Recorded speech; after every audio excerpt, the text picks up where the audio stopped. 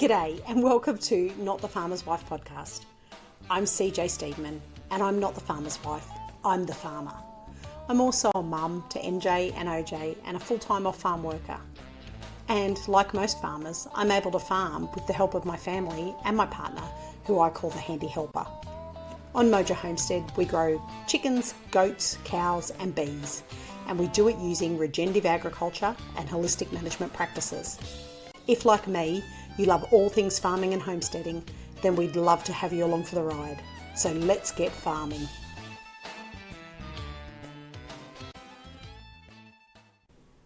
G'day everyone and welcome to another episode of Not the Farmer's Wife. Recording on video and audio today for a change again. I don't have the handy helper with me here. I'm trying to sort out my microphone. He's off doing household chores because we just celebrated his 50th birthday. He doesn't turn 50 until Christmas Day. He's a Christmas Day baby, but he's off doing chores because we had a lot on yesterday. So what are we talking about this week? We are talking about something that I need to give a warning for in the first place because there'll be some people who will go, this episode is not for me, and they'll switch off, and that is more than fine. It's not for everyone. It's certainly not for the faint-hearted, and it's not for people who aren't genuinely serious about taking control of their own food supply. And that is the dispatch and processing of chickens. And for some people, that's just too much, and that's fine. I think I've said it before a million times. If your homesteading journey does not include dispatching your own animals or hunting animals, then that is okay. You can still be a homesteader. You can still do all the homesteading things without the actual dispatch process. So don't sit back and go, oh my God, I'm not a fucking homesteader because I can't dispatch my own animals. Yes, you are. But if this episode's not for you, feel free to skip it and listen to one of my other episodes if it's something that you're really not interested in. If you're curious, listen. I'm not going to show an actual dispatching on the video, but I am going to show the plucking. I've got a video that actually went viral on TikTok for me 2 years ago. That was a plucking video. We'd made our own plucker. I hate hand plucking. Anybody that is hand plucked, I'm sure will sympathise with me on that one. That hand plucking sucks big time. So having a machine plucker is definitely the way to go. And I've got a video of that, so I'll show that. If you're listening on audio, go along to TikTok, and if you're on TikTok, and look up Mojo Homestead. And it's actually one of my pinned videos because it did so well and so many people were so interested in it. So we pinned it to the top so to make it easy for people to go in and have a look at it. But on with today. So dispatching chickens, as I said, it's not for everybody. It's not for the faint-hearted, but it really does give you that ability to control your own food supply. Being able to grow vegetables and fruit is great. Being able to grow grains would be awesome. I'm not that interested in growing grains, but it would be awesome. Milking goats and collecting eggs, fantastic. That's an animal protein source that you're getting with your milk and with your eggs. But being able to get the best source of animal protein, and from what I've learned in the last 2 years, animal fats and animal proteins is definitely the best diet to eat like a human, to eat like how we're designed to, how nature designed our bodies to be able to digest foods and really draw the nutrients from those foods to function at its best, is to eat animal proteins. So again, if you're a vegan, no shame on you, but this episode is probably not for you because the whole purpose of this is designed around growing your own animal proteins, dispatching your own animal proteins and not having to go to the store. And that's because, my big thing is ditch the store. Like, nobody wants to be reliant on a supermarket if you don't have to be. And animal proteins is a hard one because most people go, oh no, that's just a step too far. I can grow veggies, I can grow fruit, I can make my own sourdough, I can milk my own goat and collect my own eggs. But that next level step is dispatching your own meat. And that's something that some people really balk at. So, as I said, if you're not interested, great, see you next episode. If you are interested, keep listening. If you want to go and watch it on YouTube because that's where the video is going to be. So, what we're going to talk about is preparing for Chicken Harvest Day. and I've got a list here because otherwise I'll forget, because it's Christmas time here in Australia and it's super hot and my brain's fried. The step-by-step processing and dispatching of them, and then storing, because some people get a bit confused about the whole storage thing. Now, I do have kids in the house at the moment and they are hopefully going to remain nice and quiet, but if I have to pause it, I will pause it and then sort them out and keep going. Now, the book is still getting sorted and it's a crazy time of year. I don't know why I thought that writing a book right before Christmas would be a great thing to do, but it is getting sorted, so is the course, so bear with me on that one. So the first thing, and I also want to say this is actually episode 94, which freaks me out because that means we're only 6 episodes off 100 episodes. And if you'd asked me when I first started recording these podcasts if I'd make it to 100 episodes, I probably would have laughed and gone, ask me that in 2 months' time. But here we are, nearly 2 years later, and we're just about at 100 episodes, which is awesome. I can't wait. Might have to do something special for the 100 episode. Anyway, so preparing for harvest day, getting to that point, like if you've done all the work that we've talked about over the last couple of weeks, where you've got your day olds, you've raised them, you've got them out on pasture, you've got them in the chicken tractor, they're growing up a storm, and now you have to prepare for harvest day. And this is the big, what the fuck am I doing kind of stage. So it can be a little scary. So the best thing I can suggest you do is prepare. Just get everything ready in advance. So the first thing is the mindset, and the handy helper's not here today to talk about it, but I'd grown up dispatching animals, with my parents, and didn't think anything of it. To me, it's just, well, that's my food source, and to get my food source to food, I need to dispatch it. So for me, it wasn't, I just didn't think about it like it was just an automatic thing. And I hope with my 2 kids that they see it that way. Certainly OJ, we've talked about the fact that we've all got our firearms license now. We're just in the process of getting sorted with firearms, and we will go hunting on our property. And OJ definitely will be doing hunting. He is keen to do that. He is interested in it. MJ's not so much. I'd like her to go through the experience just so she knows what to do. But if she's not that keen, I'm not going to force the issue. But with OJ, he definitely wants to go out and dispatch a lot of bunnies for me, because we have an overpopulation of bunny rabbits at the moment on the property. And they're wild bunny rabbits. They're not the tame kind. So in Australia, rabbits are obviously a plague issue. So we will be going and doing that. But the handy helper, he, as an adult, having to dispatch his first chickens, he talks about that, he had it built up a bit in his head, and then he got to a point where we did it. He actually killed a rooster who was attacking everybody. It was a rooster we had that we knew had to go, and he killed it.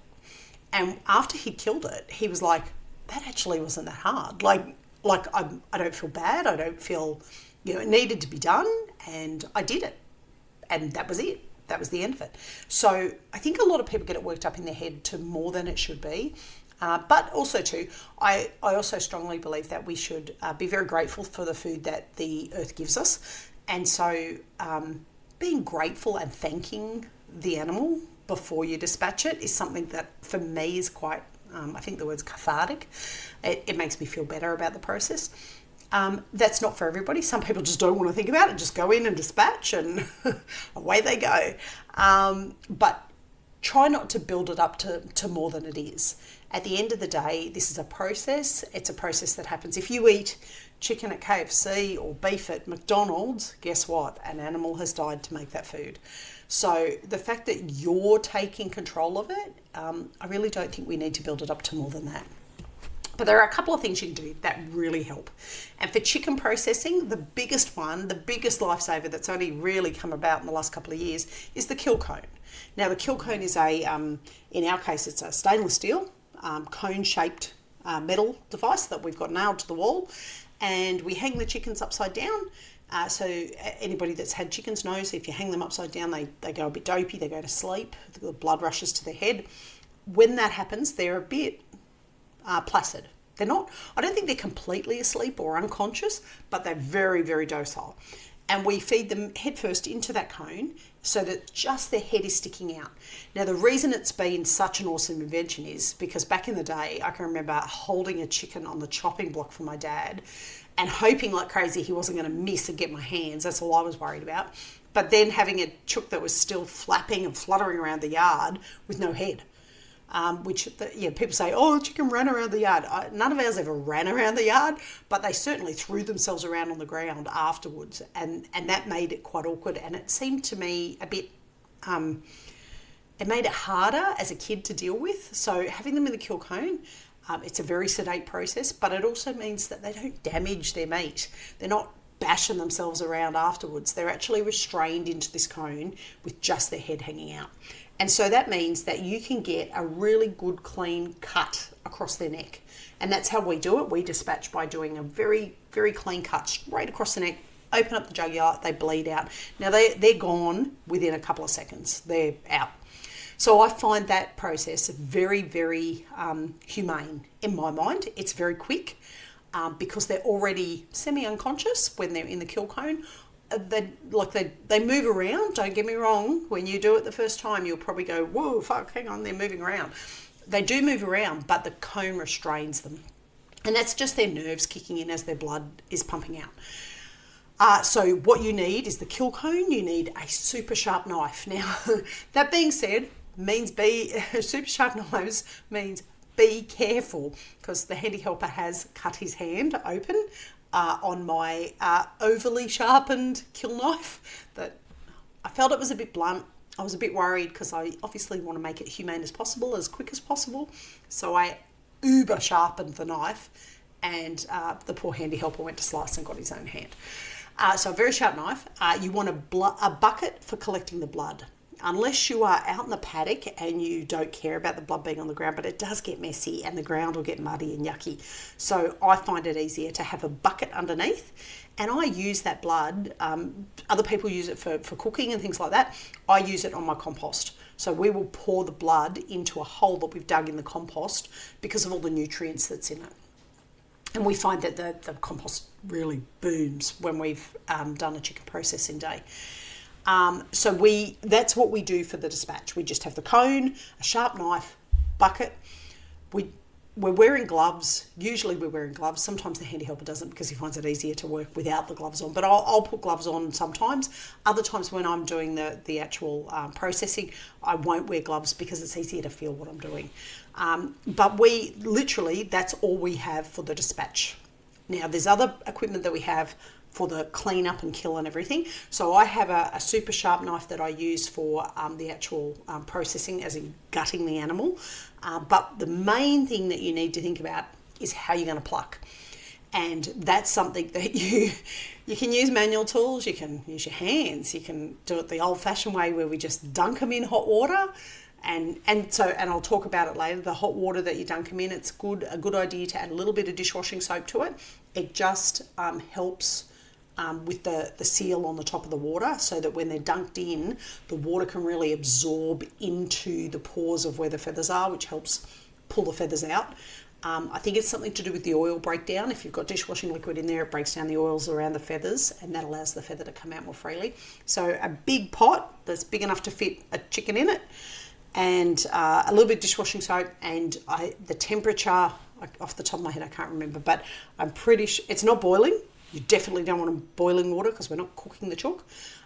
So it's about 60 degrees. I know I could put my hand in it because I've got super tough hands from milking all the time. But when OJ helps me, I get him to wear gloves because it's just a little bit too hot for him. So we dunk the chicken in there, and we dunk it in and out a couple of times. You want to really get the feathers out. Anyway, I'll go through that later. But a big pot, dishwashing liquid, water that's sitting at that really super hot temperature. And then the next thing you want is your plucking machine. So if you're going to hand pluck, just somewhere to hang the bird up where you can pull the feathers out. If you're not hand plucking, then a plucking machine. And we built one, which I'll show you in the video. But you can buy them, you can hire them, I believe, in the States as well. I'd love to get it to the point where we had a trailer set up where we had everything attached to the trailer here. It'd be great.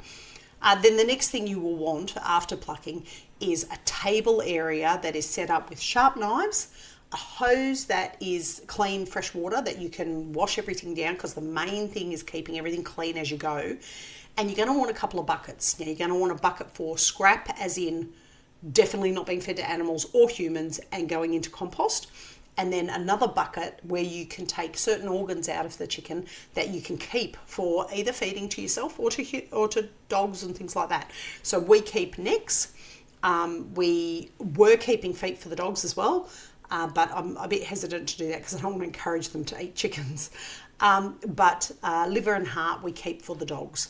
Now, chicken liver is great for pate, so if you are interested in making pate, you can certainly keep the livers for yourself. So you may want to set up 2 or 3 buckets, one for dog meat or animal meat, one for human consumption, and one for scrap that's going to go into the compost. So that's what you need equipment-wise. Now, gloves are a good idea if you're concerned about touching things. I find that it's a bit hard for me sometimes when I'm processing the chickens if I can't feel what I'm doing. And I'll talk about that a bit later, but a good idea is to keep animals out of the area. And if you've got small children that you don't want part of the processing, you don't want them part of that processing system, probably a good idea to have them looked after by somebody else, because you don't want to be hand in the carcass of a chook and have kids screaming for something. So it's a good idea if you can get them away. Now, if you live in Australia, and I don't know what it's like in the States for people processing, but depending on the temperature outside and the time of day and year, you may want an area or to do it first thing in the morning where you're not going to get inundated by flies. We've certainly done it where we've processed, at 6 o'clock in the morning, and by about 10 o'clock, the flies have started to come in, and then you're really fighting to keep flies off chicken carcasses before you get them into a cold storage. Oh, the other thing you need is an esky, or some kind of cool room. We use an esky full of chilled water. So it's water that we've got ice sitting in as well, because we want to bring the temperature down of that carcass as quickly as possible. So that's everything that you need. Now, the actual dispatch process. And I'm not going to show the video. I do have a video. TikTok took it down. They said it was a bit too much. In my course dispatch, my dispatch process course, I do have the video in there of us just actually dispatching a live chicken, so that people can see, because sometimes people don't want to try something until they know exactly what to expect, and that can be hard. Like, it's hard to find a video of somebody dispatching a chicken. YouTube let some of them stay up, but TikTok certainly didn't, and I even had a sticker over the picture to stop you being able to see what we were doing. Like, you could see the outside of it, but you couldn't actually see the cutting of the neck. But what you want to do is you want to keep the chickens the night before. You want to set everything up, take all the chickens that are going to be dispatched and put them into a house where they cannot access food, they can only access water. And the idea of that is to try and clean their croup out, so try and get their stomach and their bowels cleaned out. I like to do it at least 12 hours, but realistically you could do it 24 hours before, because that would give them a really good flush out. You would have a whole lot less in their stomach. They're already fully grown. They're going to be fine without food for 24 hours. So then when you get everything set up, it's a good idea to have the water at the right temperature, have everything set up good to go, your knives out, your chopping board out, your esky full of ice out, all that kind of thing. Have all that ready. And then once everybody's ready, I don my apron. I have a very thick butcher's apron that I use so that I don't get covered in gunk, because you will get covered in gunk. We always wear gumboots because you're walking in watered areas where there's hoses going, where there's blood splatter, things like that. You don't want to be covered in it. And I always make sure I've got my hair tied back. Anybody that with long hair who preps food knows that can be an issue. So have your hair all tied back. Have everything good to go. Water bottle there so that it's easy to grab. Make sure that the lid is a lid that can be off, like my lovely little water bottle here where the lid's off, so I don't have to touch it with my hands. And then we start and we make sure everybody's good to go, on the same page, and then the handy helper and I go and we get a chicken at a time, hang them upside down for a minute, into the kill cone, cut. We drain the blood for about a minute or two. We like them to be completely drained of blood before we put them into the hot water. And that's just to keep the hot water cleaner for longer during the day. So when you do the cut, what we found is the best way is to hold their head down. So hold their head in your hand, if you can see on the video I'm holding, and then slice just above where your hand is. Now, like I said, you've got to be careful. If you've got a really sharp knife, you don't want to be cutting your hand. But you can actually feel, if you pull their head down slightly, you can actually feel the veins in their neck. And that's what you want to be aiming for. Now, quite often when the handy helper's doing it with our uber sharp knife that we have, he will sometimes go almost all the way through and the head will come off. And that's fine too. If that happens, no biggie. Chuck their head in the bucket with the blood and away you go, because you're not going to eat that. That's going to go into scrap anyway. Like I say, about 2 minutes we leave them hanging, and that's just to try and get all of that blood pumped out, because their heart will just continue to pump all the blood out. Once all the blood is out in the bucket, then we take them out and we start the processing bit. Now, the really important thing here is you want the meat, you want the chicken carcass to be restrained in that kill cone. What I have found is, from past experience, is that if the chicken is not restrained, sometimes the meat can get a bit bruised and a bit bashed up. And that's why I really like these kill cones I don't know when they started using them. We've only used them for the last 2-3 years. So the fact that they have them is awesome. If you can't afford to buy one, there is a guy on YouTube who made one out of a 20-litre bucket. He literally cut the end off the bucket and turned the corners in of the bucket to make a cone shape. And then it had the handle still on the bucket, and he just hung it on a tree and put the chook in that way. It was brilliant that he, used a $5 bucket. But I will put a link in the show notes. We bought ours, we got gifted ours, but I found the same brand on Amazon. So I'll put a link in there because the Amazon ones were awesome. So the really important bit about it is, don't beat yourself up. I can't talk today. Don't beat yourself up if you do not get it perfect the first go. And even if you don't get it perfect the third or fourth or fifth go, do not beat yourself up. You just have to stay focused on what you're doing. If you cut and you don't feel like you've cut deep enough, and you do have to put quite a bit of pressure on the knife, if you haven't cut deep enough, don't beat yourself up about it. Just go again and make sure you put enough pressure on the knife. If the knife is not sharp enough after you've done one, if you have to saw at it to get through the skin, the knife is not sharp enough. In which case, stop what you're doing, go get a knife sharpener, sharpen the knife. You want a sharp knife for this process because it's the most humane way to dispatch your birds. So stop everything if the knife is not sharp enough. If the knife is plenty sharp and you're just not pressing hard enough, you just need to get on with it. And when you make the decision to cut, just push hard and go all the way through.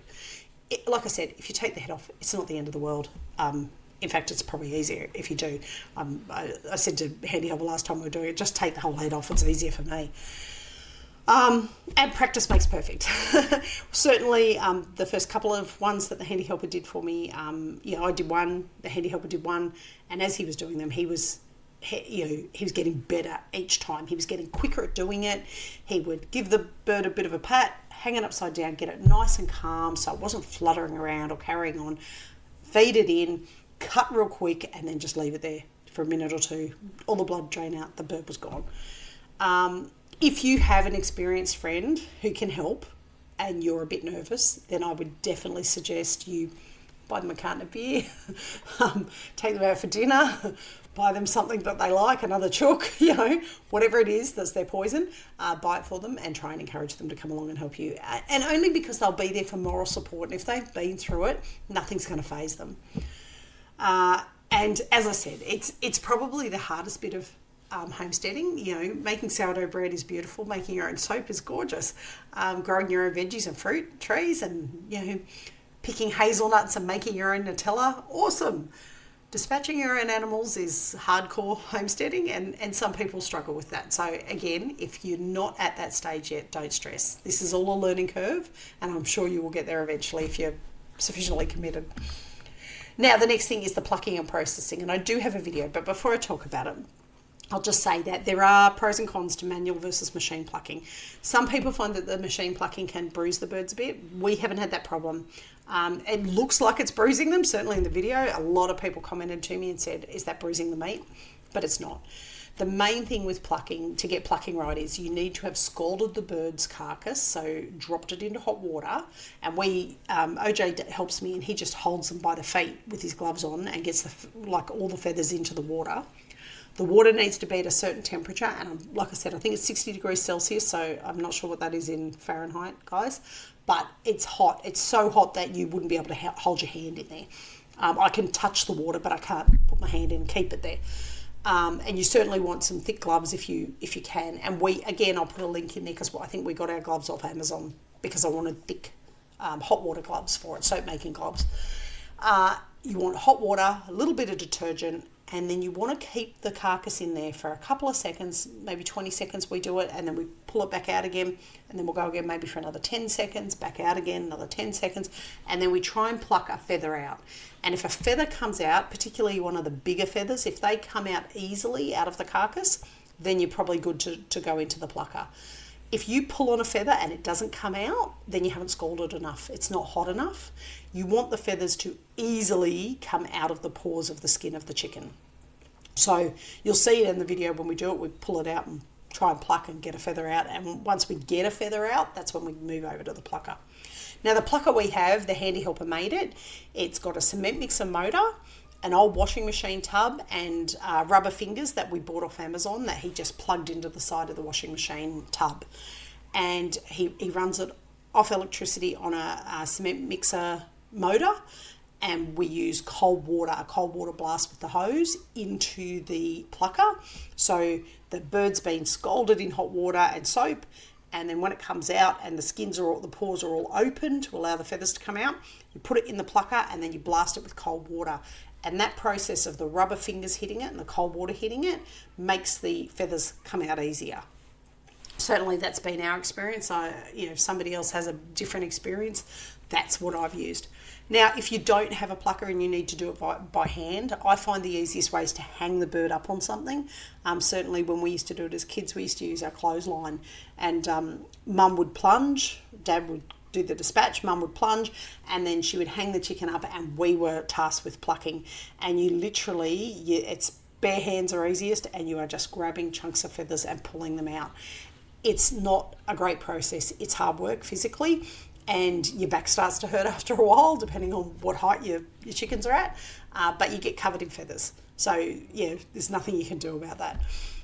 But we would do that process, and then once we've done that process, then we would hand the carcass over to Mum, because Mum would then do the clean out, and then eventually we started doing the clean out to save Mum time. So the clean out process involves removing the legs, removing the head if it's still there. You can leave the neck on depending on your preference as far as eating, but we take the necks off because we feed them to our dogs, because we know that they're good for dogs. When they chew on them, they're good for cleaning their teeth. The bones clean the plaque off their teeth. And then you go through a process of cutting the chook open. Now, when I do the clean out, what I do is, first of all, there's a small gland at the back of the tail, and I cut that out first. Some people leave it in there. I've got to be honest, I probably won't remove it next time. I really don't care. I don't think it makes any difference to the taste. Then what I do is I turn the bird over and I make an incision at where the vent, just below where the vent would be. So moving towards the front of the bird from the vent, I make a little cut. And from there, I can pull the skin apart and put my hand all the way in. Now, this is the hard bit. You've got to pull the croup out, clear the croup and the windpipe out at the neck end, and then clear it out from the vent end. And that's the hard bit. So what I might do is I might just run this video now. I don't think it's going to let me do it. Oh no, I just realised it may not let me run this video. It's not going to. I'm sorry. You will have to go and have a look at the video on TikTok. So go to Mojo Homestead at TikTok, because the system I'm recording on is not going to let me screen share. It was letting me screen share when I was practicing, and now it's not going to let me. So when I clean the bird up, I cut above the vent. I put my hand in. I clear around. So you want to get as close to the rib cage as you can and clear all the way around, so that you're removing any organs from around the rib cage where they have membranes that kind of attach them to the rib cage. Then I go to the top end, and I will do the same with the croup and the windpipe, where I clear it all around and try and detach the membranes so that it is free and loose from the carcass. Then I go back to the vent end and try and pull everything out the back in one sweep. Now, it doesn't always happen in one sweep. Quite often you'll pull out and you'll get a trail of stuff, or you get half of it out, you don't get all of it out. And that's fine. You just go back in, clear again, and pull out again. Now, the hardest thing to get out of a chicken is the lungs. And they don't look like what you'd expect them to look like, but you need to be able to really break them away from the rib cage to get them out. There is a little tool that you can buy, and I've never bought it, I just use my hand, but there is a little tool you can buy that is designed specifically for being able to reach into the chicken carcass and pull the lungs out, because they're a pain in the neck to get out. If you don't get them out and you end up cooking the bird with them in, don't stress, just don't eat them. You just throw them out, they're just part of the innards of the bird. It's not going to kill you. But if you can get them out, it's better. It makes a cleaner carcass. Certainly if you're giving the bird away to somebody else to eat, then I would suggest getting the lungs out. Some people can be a little bit put off when they find something extra in their bird. When you are doing that, there is, and you'll see it on the video that I've got on TikTok, there is a small, vibrantly green organ that's attached to the guts of a chicken. And I think it's really, really important to stress, do not burst this. Do not break it. If you can avoid touching it even, get it straight into the bucket. And what I do is I usually set up a gut bucket. And when I do the sweep out of the innards, I will hold the chicken up, put my hand in and sweep everything out into that bucket. Now, as I do it, I do try and keep the heart and the liver. So if you can get them out in between, that's great. If they go into the gut bucket, if I'm quick, I just take them straight out at the top, because everything in the gut bucket is just chicken innards. It hasn't gone off yet. It hasn't been sitting there for months and months. So if you can grab it quickly and put that into your keep bucket rather than your scrap bucket, then that's ideal. As I said, I keep the necks separate as well, and the feet I used to keep separate, but I've stopped doing that. I crush them up now and they go into the compost, because we have a chicken eating dog here called Roxy, who for some reason loves to kill chickens. We haven't been able to break that habit. So once you've got everything out, you will find that there'll be little flecks of things, there'll be mess there. If you break the stomach, the croup, the gallbladder, which is the bright green one, if you break any of that, then don't stress about it. Just get your hose, have a hose nearby, nice clean water, and rinse everything off straight away as quickly as you can. Rinse it all off. You just don't want any guts sitting on the carcass for any longer than it has to be. But let's face it, the carcass already contained the guts. So the fact that some of it touches it is not going to hurt you. You just need to clean it off as quick as you can. You don't want it sitting there. You certainly don't want it stored in there when you put it in for your cold storage. What else do I need to... Obviously having a work area that you could sterilise before you start. I think I said at the beginning, you want a workbench, you want a chopping board, you want a clean knife there. If you can wipe everything down before you start, and then in between each chicken carcass, I try to get the hose and just hose everything off. And it's just to keep that area as clean as you can, so that as you're doing it, you can see which parts you're keeping, which parts are going into scrap, and still give your carcass a really good rinse out before you put it into your cold storage. Working methodically through it is really good, and I found that with the kids, when I was trying to show the kids what I was doing, I was talking myself through it. So remove neck, remove feet, remove gland at back of tail, cut below the vent, hand in, clear. And so I don't try and pull it straight out. I go in with my hand and clear all the organs away from the rib cage first. Once they're loose, they're much easier to come out. So I do that first, then I turn it around and do the same at the neck end, where I get the windpipe and the croup and esophagus, and break that away from the skin as well, so that it's not got the membranes attaching it, and then turn it back around and then do my sweep out to try and get all the organs out. Now, the first couple of times you do it, you'll be grossed out. If you've never done it before, if you've never dispatched an animal, you've never hunted or anything like that, the first couple of times you do it, it can be pretty overwhelming. Certainly MJ, when I started doing it, I made sure that both kids knew what I was doing and had watched me go through the process. And MJ, surprisingly, I thought she would be a bit grossed out by that bit. She wasn't. She didn't like the dispatch part. She doesn't like the actual dispatching of the animals. But the cleaning of the carcass, she was like, no, I'm good with that. It's just chicken. I like eating chicken, so I have no problem doing that. OJ was fine with all of it. He was fine with the dispatch process. He's asked if he can dispatch next time we do it, if he can have a go at dispatching. And by the next time we do it, because we're not doing it this year because of my knee surgery and the handy helper's impending knee surgery, so we're not doing birds this year. But next time we do it, which will be next year, he will be 13 years old, and I will have no problem with him going through that dispatch process. By then, he will have likely been out hunting with me and killed his own rabbits. Hopefully killed a couple of foxes, and with any luck, we've got deer on the back of the property. With any luck, we might have even killed a deer. So I would have no problem with him dispatching a chicken at that age. I think he understands the concept of where his food comes from, and I think we can go through that. But if you've never cleaned an animal, a carcass before, a chicken is a really good one to start on. They're small. I think they're fairly unoffensive as far as smells and things like that. Certainly I know when we've dispatched pigs, there's certain smells that can trigger some people. When we've done cows, same thing. There's probably a little bit more odour. You have to work very quickly because you've got a big animal and there's a lot more to deal with. Chickens are small animals. They're not very offensive in smell or appearance in my mind, and they're pretty easy to do yourself. So I think it's a really good starting point. It'd be like doing a rabbit. A rabbit to me would be a really good starting point for hunting because they're small, easy to process. You can get it in, get it done. But the main thing is hands clean, everything else clean. And I have one really big hot tip. This is my beautiful hot tip for the whole of this episode is, and I think Joel Salatin actually said it and I heard it and laughed and told all the family about it. If you are processing chickens and you feel something land on your lip, do not lick it.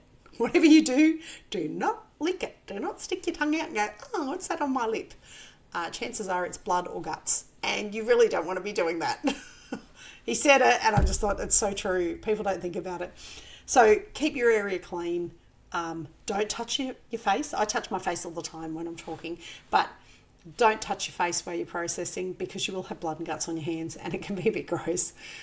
Make sure your hair's tied back for girls or men with longer hair. Make sure your hair's tied back. Take your watches off, take rings off, clean your hands beforehand, make sure everything's nice and clean, and then just get in and get it done. Now, storing. What do you do once you've actually cleaned? So this is something that I learned the hard way, and I guess my parents had probably been through it and told me about storage and how to prep the meat after you've actually done all your cleanup and dispatch. And it must have slipped my mind. So the first batch we did, I had them in cold water for probably about 2 to 3 hours before I bagged them. So I had them in we've got a very large esky full of water with ice in it so that it was super cold. You want it really cold, not frozen, but you want it really cold water, super cold water to bring that temperature of the carcass down. And I had it in there for about 2 to 3 hours, and then I got it out and I've got these, they're like sealable bags, like vacuum seal bags. And we put them in the vacuum seal bags and we vacuum sealed. So we got all the air out so that it was just the meat in the bag and labelled it. Size, date it was dispatched, and it went into the freezer. Now, the first couple of ones I got out seemed a little bit tough. And it wasn't until I did a little bit of research, I went, hang on, why are these a little bit tough? Because, they tasted good, but they were just the joints and everything were a bit tough. I didn't realise I hadn't allowed for rigor mortis. Now, this is a topic that people don't want to think about, but when you kill an animal, you need to allow it time to relax, for the carcass to relax after it's been dispatched. And I didn't allow enough time. I learned my lesson. The second time we did it, I think I left them in the ice bucket for 8 to 10 hours before I got them out and put them into the vacuum seal bags. And by doing that, the carcass had completely relaxed. Rigor mortis was past, it had gone. The carcass was very pliable and very soft. And those ones were awesome. They were so much better to deal with as far as cutting up and cooking, but the flavour was still just as good as what it was on the others. So it's really important to allow the carcass to have that resting period. People debate about the time frames, and I guess it depends on your temperature of where you are. If we had a cool room, which is what we're planning for next, I would hang, rather than soak them in cold water, I would hang them in the cool room, and I'd probably hang them overnight before I do it. I think hanging them overnight would give them that real good opportunity to just let everything kind of fall down and relax. So that's what I would be doing next time. Now, the other important thing is that when you are doing them for long-term storage, make sure that you're using either vacuum sealed bags, or you can buy special bags off Amazon. I know I refer to Amazon all the time, but I actually, we don't have a lot of shops in our area that I can get specialty items from. So Amazon's a really good source for me to get specialty items. I got my aprons from there. We got the rubber fingers for the plucker from there. I haven't tried the bags yet, but they're my next thing. You can get bags that are specially designed bags for sealing meat carcasses into. So if you look up chicken freezer bags, I think it comes under that, and you put the chicken in, you have a little straw that comes out the top that allows the air to come out, and you dunk the bird just into warm water, and it'll tell you the temperature it has to be. You dunk it into this warm water, and when you dunk it in, the plastic wraps tight around the bird, and you can actually push the air out of the bird and then seal the bag up. Now, doing that means that when you put it into long-term freezer storage, which is what we do with our birds, you won't get freezer burn on the birds, and all the air's been taken out of the bag, so you don't have to worry about the meat not being kept at that optimal kind of frozen freshness. So that's my hot tip for those. You can use normal plastic bags and things like that, but I just don't think they're not as tough or as durable for lasting in the freezer. Now, if you want to start cooking with them straight away, you can, but just make sure you have that hanging period. If you try and cook a bird straight away after you've dispatched it, and rigor has not had the opportunity to dissolve and relax itself, you will get a slightly tough bird out of it. If you're boiling the bird down to break up the meat and put it in with a pasta dish or something like that, or in a pie, then it's probably not going to be noticeable. It's more about the joints not being as flexible when you break it down from a baked chook, say, situation. Now, another thing is make sure you compost anything that you're not going to use. So any of the guts or innards, any of the feathers, the heads, the feet, anything like that, compost them. They are a really good nutrient source for soil.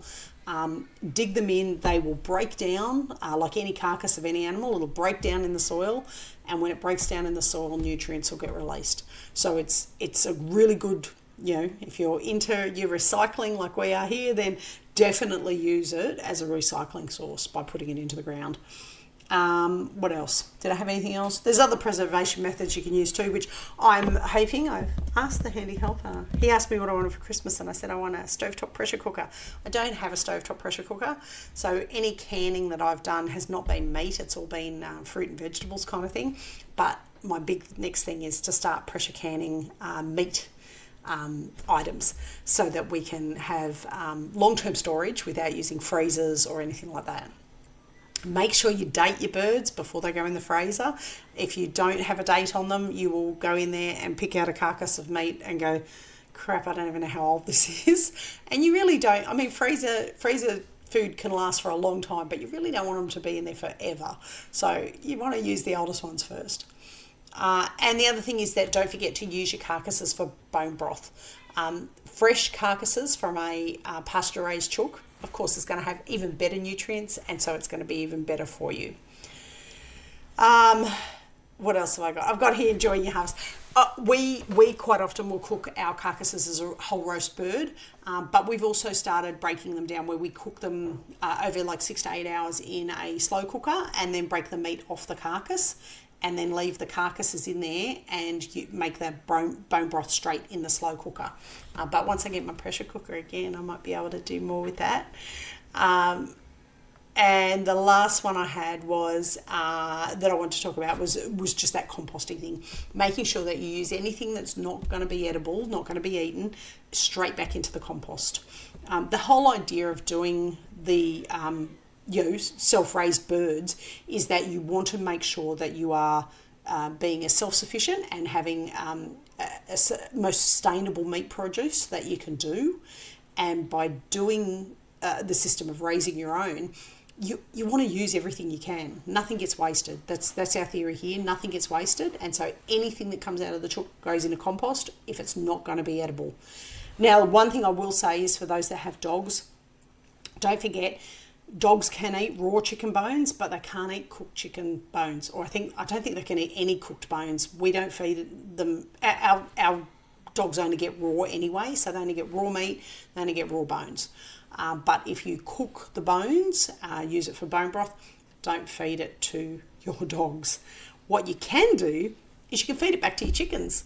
Your chickens will pick apart anything. If there's marrow inside the bones, they will pick it apart. If there's any meat left on the carcass, they will pick it apart. So you actually can feed it back to them. They're not